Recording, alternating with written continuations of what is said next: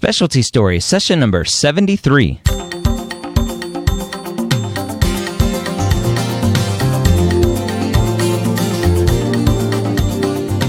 Whether you're a pre-med or a medical student, you've answered the calling to become a physician. Soon you'll have to start deciding what type of medicine you'll want to practice. In this podcast, we'll share the stories of specialists from every field to give you the information you need to make sure you make the most informed decision possible when it comes to choosing your specialty. Now, welcome to Specialty Stories. My name is Dr. Ryan Gray, your host here almost every week, as often as I can. I would love to bring you guests every week if I had access to as many physicians as you could get me. Now, a lot of you still email me recommendations for specialties. I ask that you email me physicians of those specialties as well. Now, this week we have Dr. Scott Harper, who is a family medicine trained geriatrics specialist. Now, Dr. Harper has been out of training for 8 years and is in an academic medical center at Wake Forest Medical School. He talks all about his journey to geriatric medicine and what it takes to get there, what he likes about it, what he doesn't like about it, and so much more. We start the conversation by talking about and finding out about what first interested Scott in geriatric medicine. I think I trace that back to my medical school experience, although it was strengthened by some of my experiences subsequently. But I just found as I was going through some of my clinical rotations, and even some of the clinic experiences that we had interspersed through our basic sciences year. When I was working with patients, I was kind of drawn most to the extremes of age. So I had visioned this practice that included kids and babies, and also older adults and folks kind of nearing the end of their life. Just kind of seems like a unique challenge and different goal setting and different communication skills, kind of having to triangulate with caregivers and use clues outside of verbal feedback in a lot of those instances. And kind of wanting to involve both of those groups led me to think about family medicine as a career. And then once I was in family medicine for a residency, I had an almost exclusively geriatric population in my clinic practice. We get a few days each week as a resident to kind of develop a primary care practice, and mine was chock full of complicated older adults. I did not feel like I had the skill set to take care of all their needs and kind of the ways that all their needs interacted with one another and with the community and with their kind of limited resources. And so those were some of my goals going into geriatrics subsequently, to kind of do a better job by that population that was leaning on me for their care. Did you have any exposure when you were younger to older people, like grandparents living with you? Were you around old people a lot, or elderly people to kind of get that experience? Or was it just something through medical school that you were like, oh, this is kind of interesting? Well, I had, I think probably like a relatively common exposure to older adults. My grandparents were certainly kind of at the forefront of that, and had kind of the benefit of several tight family friends. When I was real little, we would kind of travel. So I was with several generations, so I got to know some of my friends' grandparents also. And then corresponding to my medical school experience, like those same years, my dad's dad, was kind of entering the first stages of Alzheimer's disease, or at least it was kind of first evident to those of us in his family that he was having those problems, which kind of bolstered my interest. He was at the time living in Stanton, Virginia, and I was in medical school at University of Virginia, kind of just over the mountains from Stanton, and I would go visit him every so often.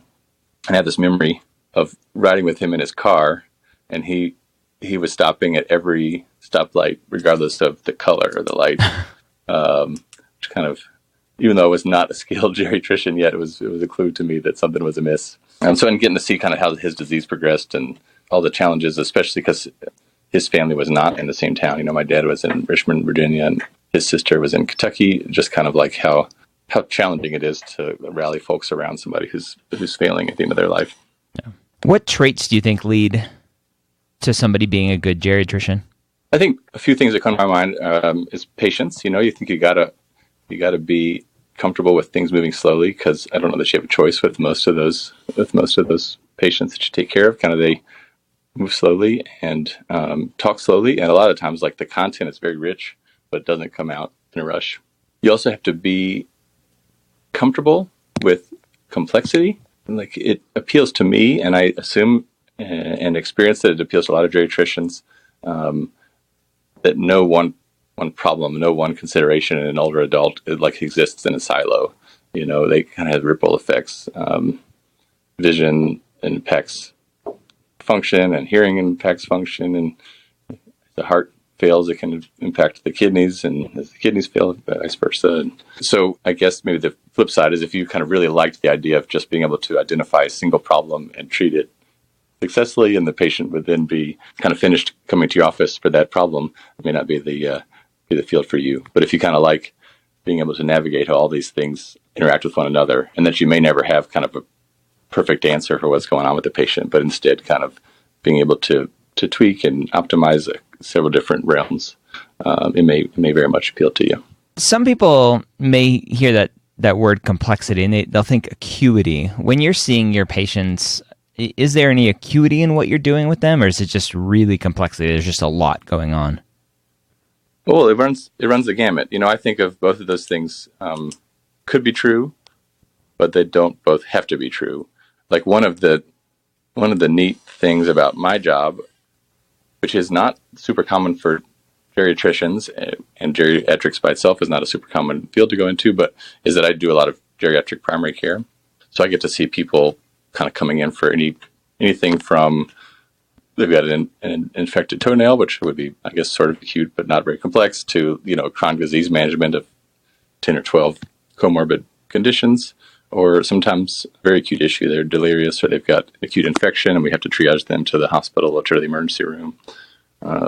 There's other roles that geriatricians play outside of primary care, where you probably get to see different levels of acuity as well, which ultimately kind of boils down to the fact that older adults are the folks that use medical services most often. So if you're in the hospital as a geriatrician, you're going to be seeing a lot of acutely ill and complex older adults. Some geriatricians end up kind of doing exclusively, or at least a subset of their care, in the nursing home setting or in a skilled rehab center. And so you're going to be seeing folks kind of just coming out of the hospital, or sometimes kind of moving in there for their final address, which had different levels of complexity and acuity depending on where folks are in that process. I'm assuming as a primary care specialty for that specific population, that you're running the gamut with everything that you're seeing. I mean, you talked about the infected toenail and everything else. Are there any specific pathologies, diseases that you're seeing because it's an elderly population? Oh, yeah. That's a good question, and I think they're very true. I share this term just in case it's not widely known, but it's also maybe like simplistic enough to sound silly. But there's this idea in geriatrics called geriatric syndromes, which are kind of these symptoms that are the end result of myriad processes, and they tend to commonly present in older adults. And I see a lot of them in the primary care setting. And so these are things that you might think about as you're thinking about an older adult, or maybe not, but memory loss or cognitive impairment or dementia, or somewhere along that disease spectrum. An acute delirium would fall into that category. Dizziness or imbalance would fall into that category. Falls, osteoporosis, vision loss, hearing loss, urinary incontinence. The way that these patients get to those problems, the way that a person ends up with urinary incontinence may be very different than the way a different older adult ends up with urinary incontinence, but the end result is the same. They've got one of these syndromes that kind of commonly afflicts folks in that population. Describe a typical day. It appeals to me that I don't usually have a typical day, but my typical day in the clinic, I probably see somewhere between 7 and 10 older adult patients in any given half day. I most commonly get 30 minutes with them, which I value. And I think I've been really fortunate to be at an institution that gives me that flexibility. I get to spend a little more time with each of the folks that comes in to see me. Most of those folks are there for like regular check-ins, and then a smattering of people that are there for more urgent visits. But for my regular check-ins, I kind of have a process where I get some interval history. I do a medication review. I find that medications is probably one of the biggest challenges in that setting. I usually will touch on kind of a functional assessment just to make sure there's not been any significant change since the last time I saw those patients. And come up with the plan.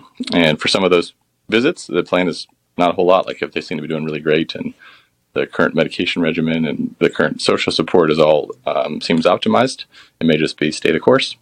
And sometimes it's very like detailed and bulleted and big print, things that we got to change and work on, and resources to mobilize and that type of thing. Do you have to take a lot of call?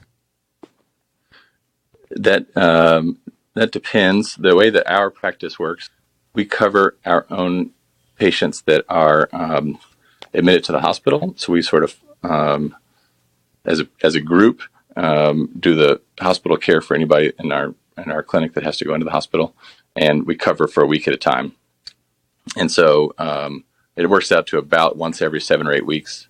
I do 24 hours in a row, and during that time period, I am both kind of responsible for the care of our hospitalized patients, but also kind of covering phone calls and stuff overnight.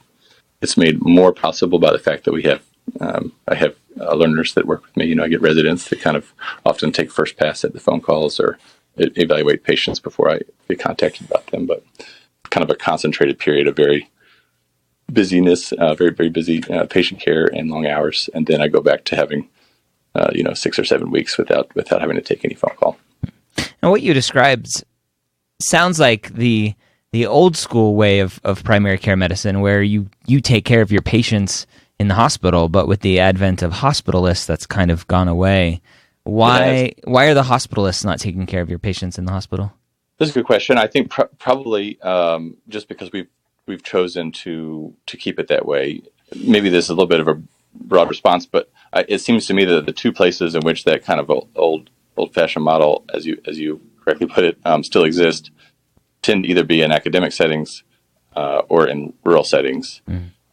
And we're an academic center, and I think one of the things that we hope our residents will be able to take away is either to be able to do care in a setting where they would need to do hospital care, or if they end up in kind of a more typical primary care practice, to recognize which patients need hospital care and sort of be able to appropriately get them into the hospital when the time is there, and being able to successfully take the care back over from the folks that provide care in the hospital after they're discharged. Yeah, that's good. So it's just a lot of it is a little training trick to keep the residents abreast of what goes on in the hospital and to notice those things. Do you feel like you have enough time for family outside of the hospital and clinic? Yes. I think that it might depend on when you ask me that question. There are times when I feel like a really, really great work-life balance, and times where I'm quite a bit more stressed. Right now, with my current kind of division of work responsibilities, the piece that's more variable for me is my kind of student education and clerkship administration responsibilities. There's just times of the year when those are kind of ebb and flow. Periods where we're kind of on autopilot as some of the groups come through, but then either as we're gearing up for the next year and figuring out what we're going to change, or as we implement those changes at the start of the new year, it gets very busy and the hours get longer, and responding to emails and brainstorming and writing up syllabi and stuff after hours becomes more common in those busy times. Yeah. What does the training path look like after medical school to become a geriatrician? There's probably a few different ways that you could do it, but I think the two most typical is that you do a residency in either internal medicine, which is usually a 3 or 4 year program, or in family medicine, which is what I did, which is typically a 3-year program. And then you go on to do additional training and fellowship in geriatrics.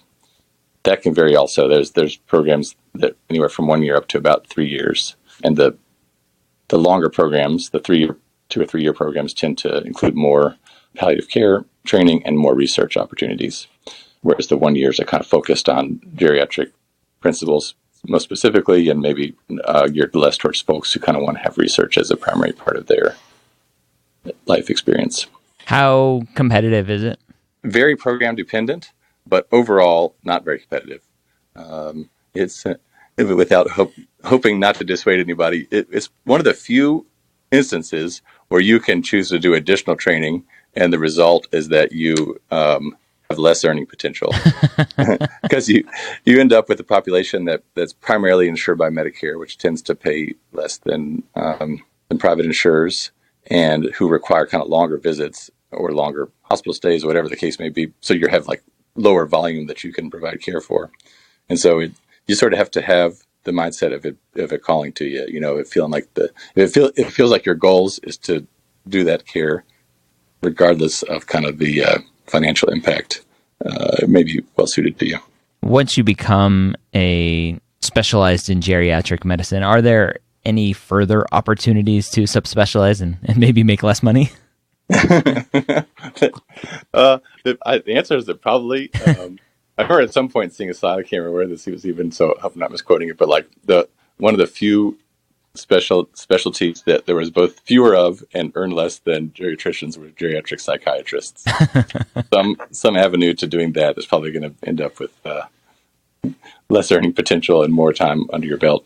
But kind of in practice, the thing that I see more commonly is maybe people pair geriatrics with some other training to kind of expand the scope of their care.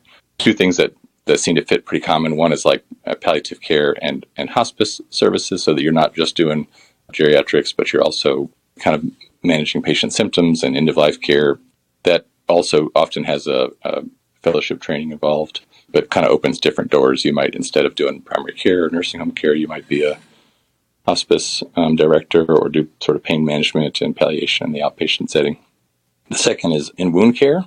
It's a place that a lot of older adults deal with, kind of as arterial disease increases in frequency and venous problems and diabetes and all the things that put you at risk for wounds on your legs and on your bottom increase. The opportunity for wound care increases too. So if you had training and interest in doing that actually has quite a bit of earning potential. One of the folks I trained with is doing primarily wound care and making a handy living and really enjoys it. But I think another place you have to be kind of uniquely interested to deal with wounds all day. You shouldn't have a very sensitive olfactory system. Exactly. Probably, or maybe like visual system. There's probably a lot of ways in which you could be offended by the wounds if you aren't geared towards it.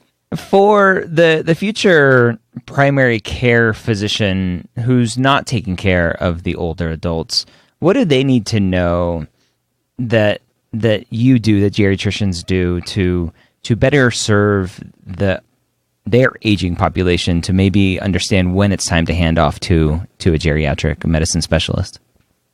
Yeah, that's a great question, and one that I spent a lot of time thinking about and don't even know if I've come up with a total right answer. I think that there are times when patients would benefit from a geriatrician. I don't mean to downplay that, and I'll talk about those in a moment. But I think that because there aren't enough geriatricians to take care of the geriatric population, it's a specialty of which there are not a ton of, and it's a population in which there are a ton of, and growing. It's probably going to be the case that most folks are not going to have access to a geriatrician. Most patients are not going to have access to a geriatrician for their care. And so I sort of feel like that was one of the things that called me towards the academic part of my life.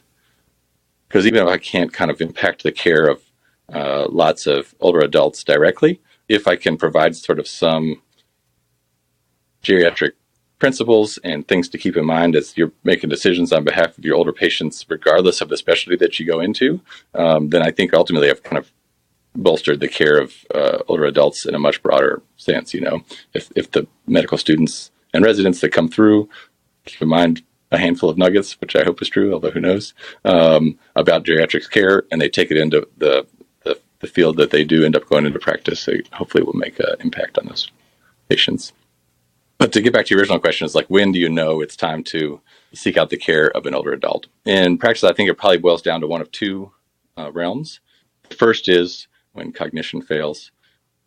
It's a place that I think primary care docs generally could and often do provide care, but it's also a place in which there's probably a lot of insecurity and that patients and their families want a lot of answers, and there's not always a lot of answers to be given. And so kind of having some familiarity with the pathophysiology and the ongoing research and the local community support and resources is really beneficial. And so even if the part that I'm able to offer that another primary doc isn't, is just kind of to give a name to the dementing illness and kind of some sense of the natural course of the disease process, and to normalize the family's experience of their loved one's mind slipping, it tends to go a long way. And is often a reason that folks kind of send patients to me for their care. The other is when there's so many concurrent problems that the patients don't kind of fit neatly into the usual workflow in a primary care clinic, where the visits are 10 or 15 or 20 minutes. And for some older patients, it can take 15 minutes to sit down and kind of take their bags of medications out of their the walker seat and get weighed. And so then, of course, the visit is over and you haven't really accomplished anything. Yep. And so I think that's another time when I see patients getting referred, is when there just kind of needs to, there's a benefit to having somebody on the receiving end that's kind of like has a process and a training in place to kind of better deal with somebody that's got all those concurrent issues. What other specialties do you work the closest with? Probably my geriatric colleagues on the internal medicine side of things is one group, although probably to some extent it's the same specialty, but we have a nice working relationship with the geriatric section in internal medicine, and they tend to do a little bit more of the research at Wake Forest into geriatrics, and they also do some of the ongoing nursing home care, but we'll kind of pull resources and share patients in some respects. The other groups are like kind of folks that target some of those geriatric syndromes when I have done kind of the stuff that I am able to and know how to do, and they're still having symptoms. So I have a couple wound care docs that I know well and rely on. I've got a couple urogynecologists that kind of specialize in urinary incontinence and interventions when needed that are very beneficial. There's one or two neurologists that kind of focus on movement disorders that I find very helpful when the reason for the gait disturbance is more than just kind of usual aging, but instead they've got some underlying neurologic condition like Parkinson's disease or something along those lines. Are there any special opportunities outside of clinical medicine for a geriatrician? You mentioned like nursing home medicine. That's kind of unique, but anything else? Yes, I think that there are some unique opportunities, and probably like to be what you make of them. I think that kind of like you were mentioning with the hospitalists, there's more and more settings where there's the doctor for that location. Like the nursing home medicine, that the term that you sometimes hear applied to those people now are sniffists, field nursing facility doc sniffists. So, and there's like the same kind of role for homebound patients and assisted living facility patients. That's usually like home care physicians, folks doing house calls. It kind of was another thing old fashioned. Maybe like the reason why some of us do geriatrics, because we like we're kind of old fashioned at heart. Holding on to the past. That's right. Get your black bag of go out there, and then I think you see a lot of geriatricians have some foot in one of two worlds. Either research, because it's an area that there's a lot of unanswered questions, both because there's some disease processes we don't have good treatments for. Like probably the biggest example of that are the dementing illnesses and some of the cancers out there that affect older adults. Another reason, though, is that like a lot of the disease entities that we do have good treatments for, simple things like hypertension and diabetes and COPD, the ways that those treatments were developed were kind of like studies that looked at patients that tended to have those problems in isolation, or those problems like just co-occurring with one or two other problems. And so we know kind of like the best treatment for a patient who just has hypertension. But is that the same best treatment in a patient who's got hypertension and falls recurrently and also has diabetes and their vision doesn't work and they've had a stroke? And, like some of those types of questions about how do you target a single entity in somebody who's got multiple different conditions have yet to be answered. So research is kind of one area where I see a lot of geriatricians go. And the second is in academics and in education for some of those same reasons I was mentioning. I think that like appeals to be able to share some of these guiding principles for taking care of older adults with like a broader group of docs to then reach kind of like a broader group of patients, then we'll be able to reach directly. What do you know now that you wish you knew before going into geriatrics? I think one thing, and maybe the only thing that so far come to mind when you ask that question is you probably can't be efficient and do geriatrics, or at least that's what I tell myself when I'm inefficient. It's not my fault. I pictured that like one of the things I would learn, or kind of a skill that I would gain through time, would be how to navigate clinic visits with older adults with more aplomb, or kind of like stay on a set schedule.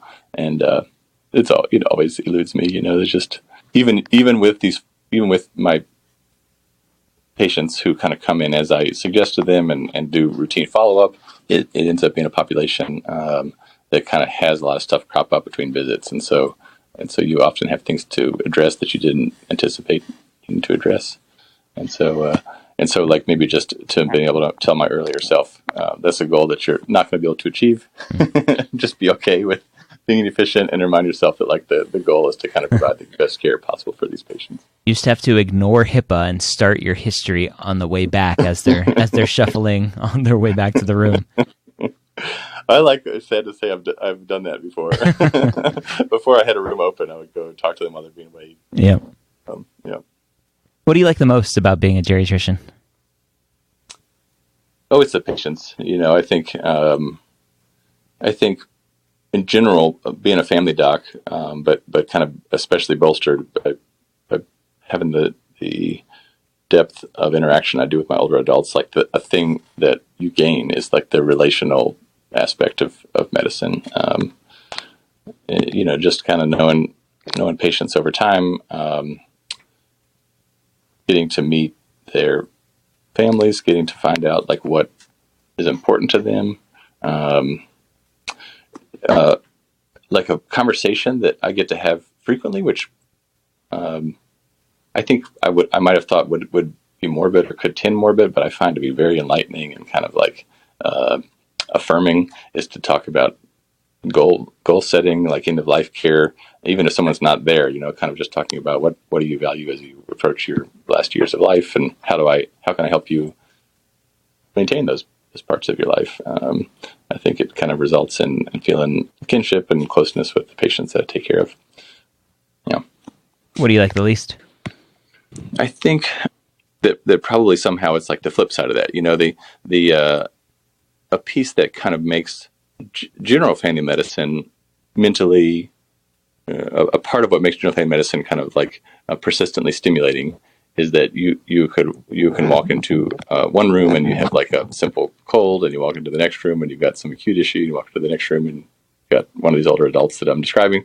And for me, like some of those simple visits are not part of my regular practice, so kind of just so I picture it would be kind of, again, I'm in my ideal world, would be kind of nice to have some subset of those visits that you could accomplish in 5 minutes and feel like you had closed the loop on the condition that brought them into the office.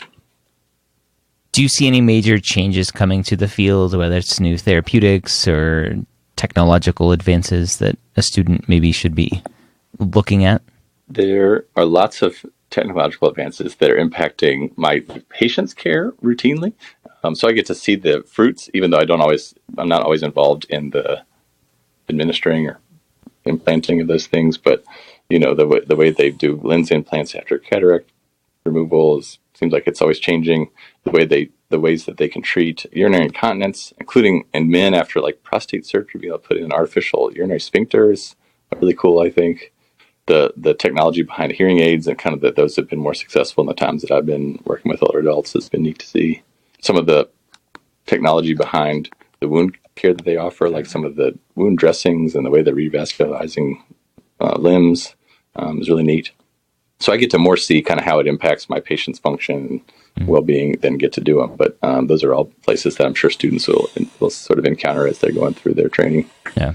And then like another shift that I see probably will impact geriatric care, at least geriatric primary care. In the future is there seems to be this push towards risk-based care. I'm probably using the wrong term. This is not like an area that I find myself an expert, but this idea that insurers are going to pay healthcare systems like a set amount to take care of patients based on kind of their cumulative risk. So these older adult patients will probably have a lot of risk because they have multiple conditions and they all potentially have impact on their health and chance of being hospitalized and so forth. And kind of being able to use that money to provide care in a way that makes sense. Like, I don't know how, probably haven't done a good job explaining that, but currently, like, there's some financial incentive to seeing patients in the office, because that's like kind of how I generate an office visit charge, and we do a facility charge. In that other model, like, the incentive will probably be to provide care to the patient in the way that makes the most sense for them.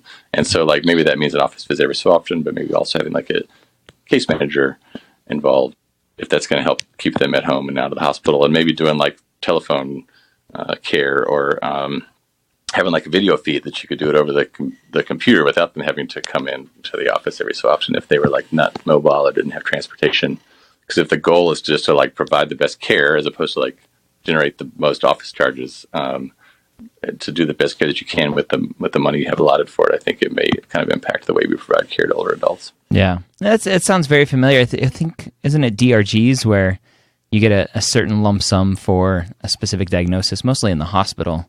Yes, and you get that money, and the hope is that the hospital then treats efficiently instead of just trying to rack up as many charges as possible.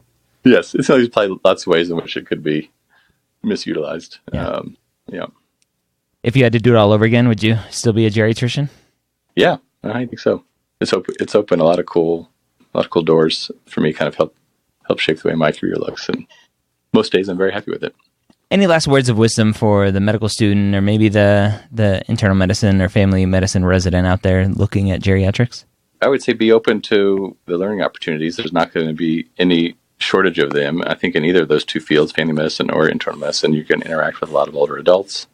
And even if you decide that doing a fellowship training in geriatrics is not for you, although I hope you do, kind of like soak up every nugget of every kernel of treatment wisdom that you can as you're going through your training, because those are the patients that are probably going to take up the most of your brain power, like the majority of your time as you're practicing afterwards. All right, so there you have it again. That was Dr. Scott Harper, a geriatric medicine specialist from family practice training into geriatrics. If you didn't know anything about geriatrics, well, now you do. If you were thinking about geriatrics, hopefully you are thinking about it even more now. As our population ages, we need more geriatric medicine specialists out there to take care of our aging population. It may not be the most glamorous, may not be the highest paid, but it is a great and hopefully rewarding career for you in the future. Hope you have a great day and a great week, and we'll see you next time here on Specialty Stories.